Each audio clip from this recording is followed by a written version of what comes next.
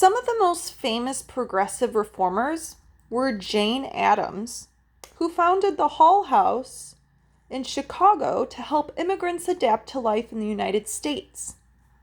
Ida Tarbell, a muckraker, who exposed the corrupt business practices of Standard Oil and became an early pioneer of investigative journalism, and Presidents Woodrow Wilson and Theodore Roosevelt, who both expanded the power of the federal government to impose regulations on private industry and implement protection for workers, consumers, and the natural environment.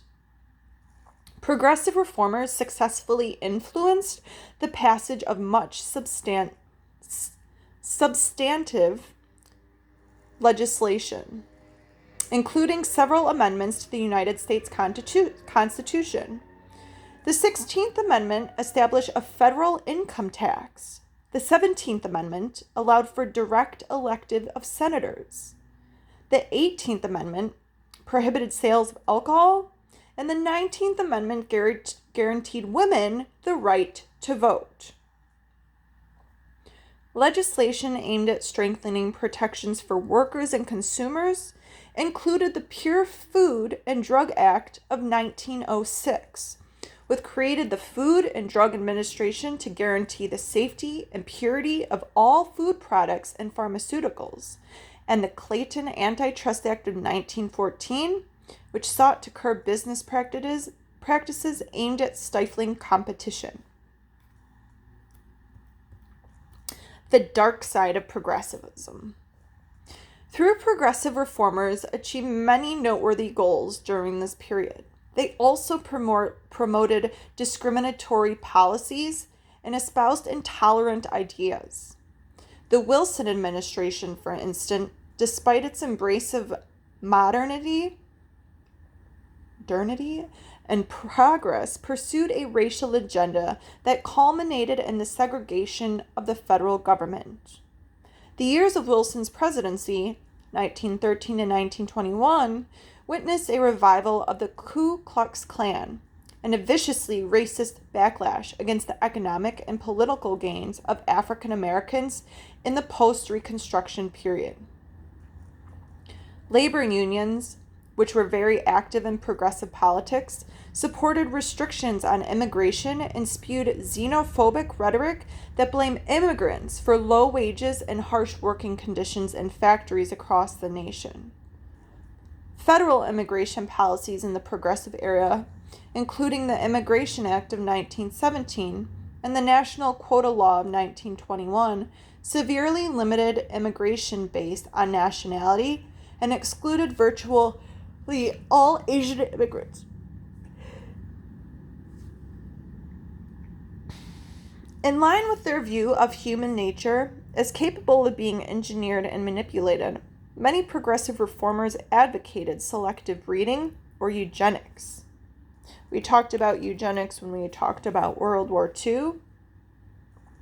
Eugenics was considered the science of better breeding, an aim to improve genetic quality of the human population through policies that would encourage the more desirable elements of society to have more children while preventing undesirables from reproducing.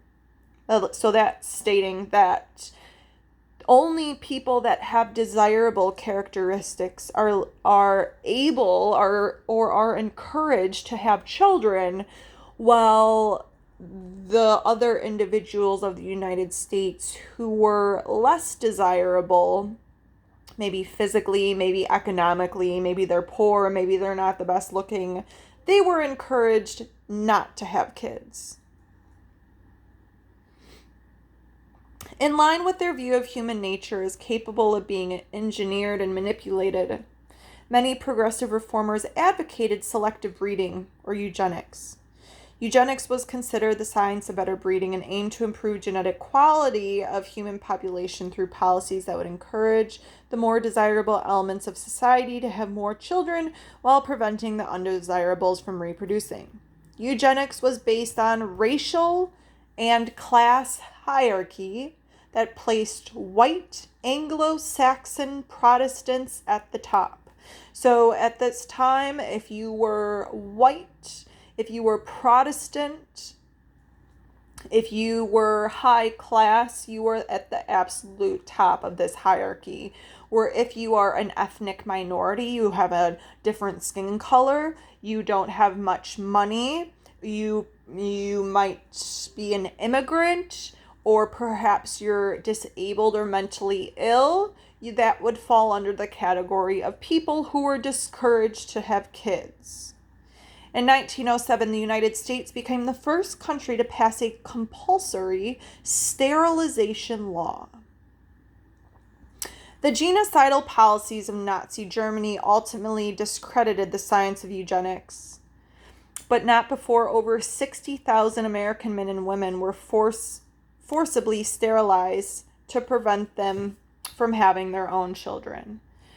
So yes, we talked about this when we were discussing World War II and Nazi Germany, but that also played a role here in the United States, that we adopted that view that's something that would be okay, that the people who were wealthy and that were healthy, they were able to have kids, and the people who were mentally disabled or physically disabled or poor or physically not attractive, the government chose to sterilize those people so they were unable to have kids, leaving only reproduction available to people of high class. So what do you think?